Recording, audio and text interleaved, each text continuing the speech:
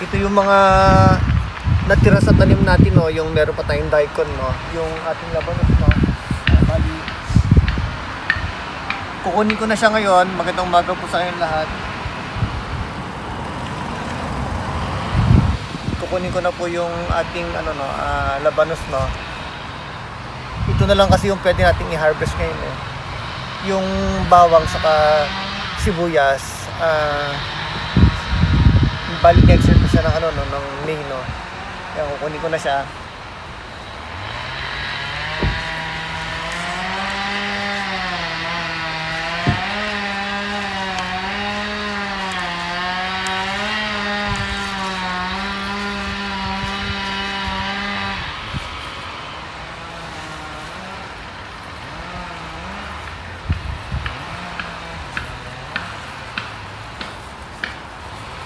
Ito na yung ating labanos.